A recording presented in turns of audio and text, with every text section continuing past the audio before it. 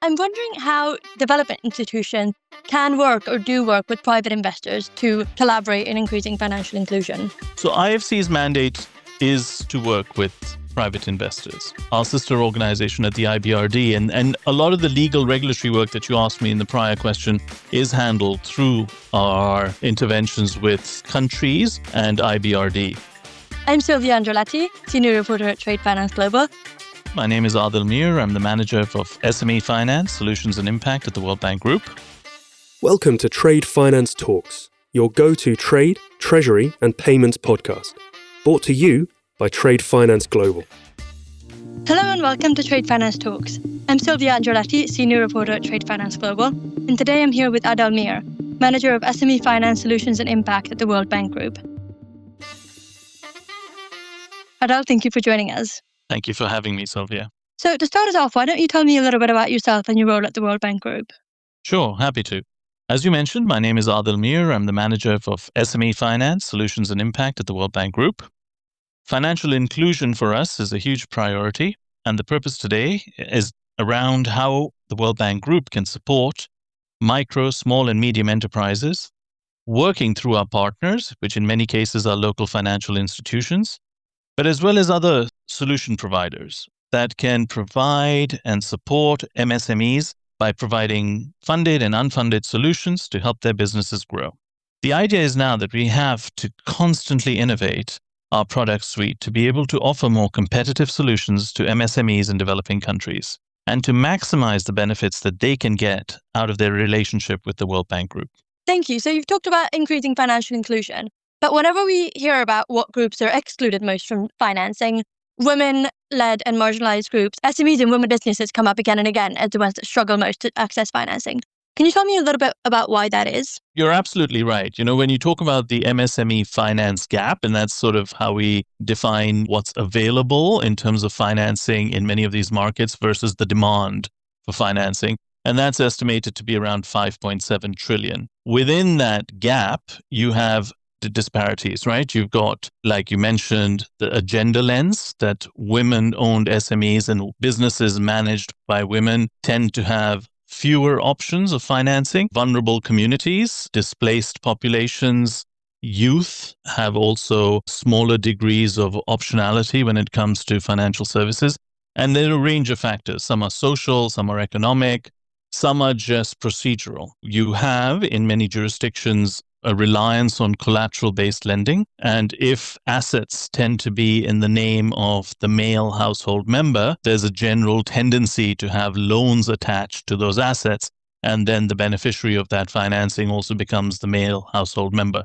That is changing. And we are seeing a trend towards the positive, right? Second is transactional history. People that have been in the ecosystem within the business community tend to have greater access. Newer entrants tend to be looked at differently. That again is changing, especially with database lending solutions. So we're hoping that the gap gets narrower and narrower, but what does affect that gap is the exogenous shocks. COVID was an example of that, where suddenly you have something that completely paralyzes the system, and then progress made tends to be halted or in some ways rolled back. That makes sense. And that takes me perfectly to my next question, which was lots of people are working to narrow the MSME trade finance gap, but research seems to point to the fact that it's just growing. So is there any reason to be hopeful about the future? Sylvia, a lot of it depends on what is being reported. And what we're seeing right now is a lot of the fintech solutions and the database lending solutions that are coming out aren't always being captured through the official numbers that go through credit bureaus or more traditional central bank data, because they tend to be short-term, self-liquidating credit in small amounts, revolving lines. And so when you go to certain markets, you're seeing official data, which is growing, but not by the same magnitude, but then flows of financing solutions going through fintechs and other database lending that is not necessarily being captured. there are risks associated with that too. And the risks are around over-indebtedness. So do you really have a sense of how much debt is being held at the household level or at the SME level if part of their debt is not being captured by the system? So it really comes down to what is being reported, how is the data being collated,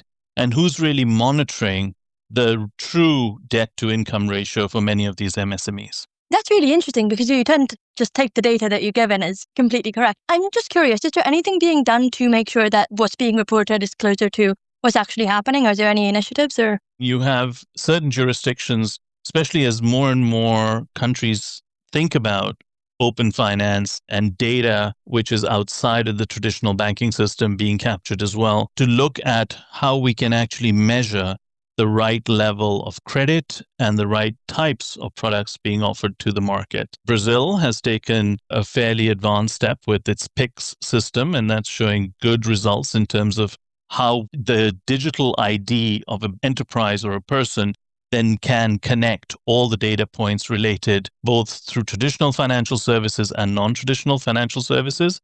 India has used the UPI system, which has also been an effective tool to use the digital ID and to make sure that data is scrubbed and reported adequately. And then you have jurisdictions like Philippines and Indonesia that are also looking at models that can be replicated. Thank you. That's really interesting. So kind of completely changing the topic, I'm wondering how development institutions can work or do work with private investors to collaborate in increasing financial inclusion. So IFC's mandate is to work with private investors. Our sister organization at the IBRD, and a lot of the legal regulatory work that you asked me in the prior question is handled through our interventions with countries and IBRD, which does most of the public sector debt as well as legal and regulatory reform. On the private sector side, I think it's around mobilizing capital. You know that the solutions that can be created need that liquidity support, and private capital is the most efficient way to get that liquidity to work in the right way. Provided you have the supporting framework and the regulatory environment,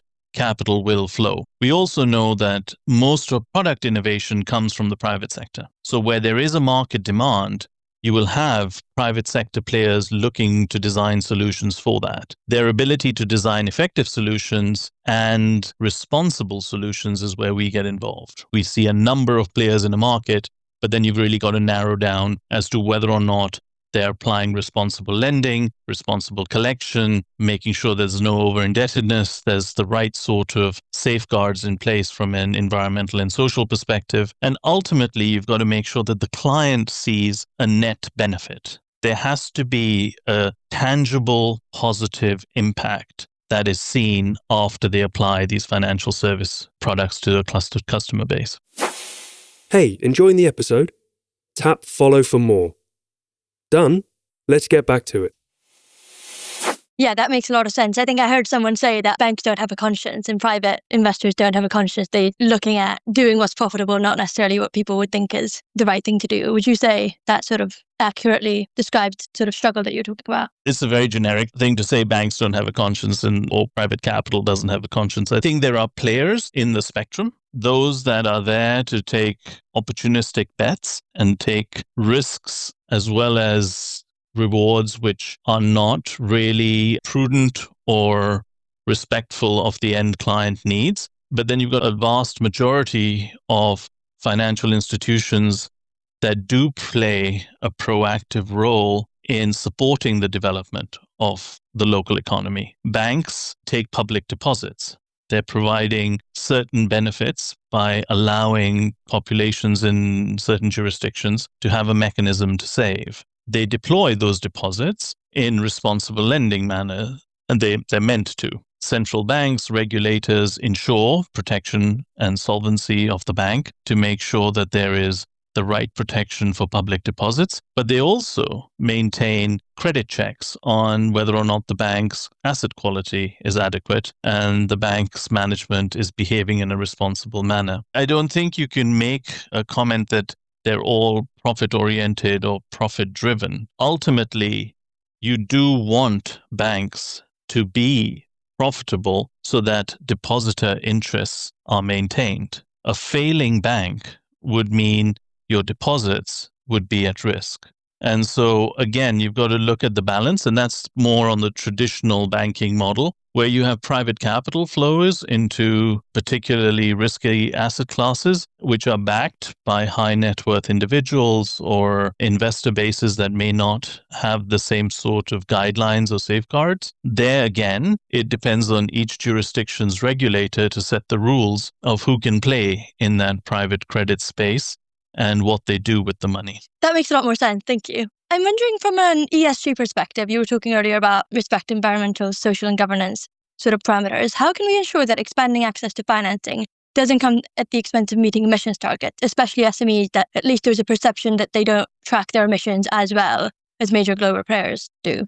Well, it's a little tricky because GHG emissions out of MSMEs are a small fraction of total GHG emissions because the large corporates or manufacturing plants aren't categorized as small and medium enterprises. Just to be clear, for IFC and the World Bank Group, the sort of threshold we use is firms with less than 300 employees or annual sales or profits of less than $15 million.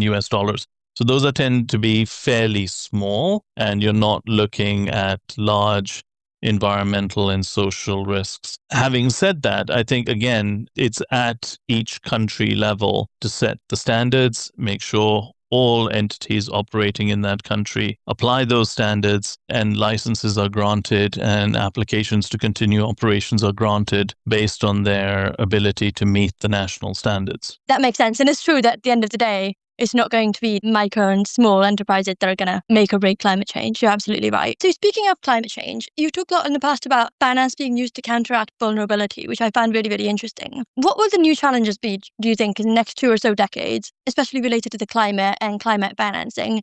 And how can climate finance or finance in general help communities build resilience? Vulnerability, in my definition, would be lower income households, people living in areas where they may be impacted by forced displacement or war or any other kind of circumstances which don't allow them to continue doing business in the normal sense. For those, in those circumstances, what you tend to have is you may have communities or people that would have had business interests and financial history earlier on, but today, because of the situation in that country or in that region, because of all the disruptions, they have a much harder time to get access to credit because the macro environment is so unstable and they need it the most, right? So it's a question of people who need the financing the most to get back on their feet, build their new lives, reestablish themselves, not having enough credibility in their new circumstance to be able to justify getting that credit they need. I've got my last question, which I know is quite broad, so feel free to answer it however you'd like, which is, in the next 25 years, what do you think are going to be the new frontiers or challenges that maybe we're not looking at now in the area of financial inclusion? So the way I think through it, it's around making sure that financial services promote financial health. And that's at the individual and the household level, right? So you already have, through data-driven lending models and through broadband access and telephone access to a range of financial services, both short-term, long-term, different types of originators. Now what we've got to make sure is that at the household level, they're the right sort of offerings to build savings, to maintain an ability to withstand shocks, to build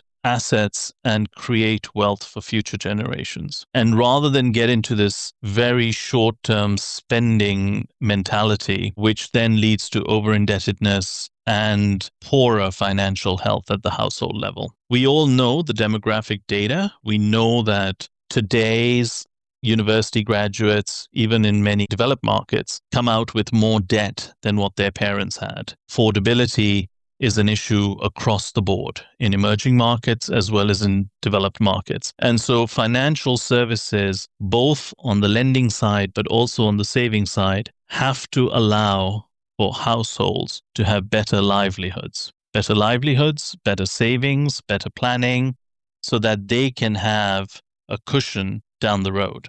Otherwise, you're going to have a generation of low asset accumulation, high debt, and very little buffer to withstand shocks. Thank you. That was really, really interesting. And thank you for joining us at Trade Finance Talks. Sure, my pleasure.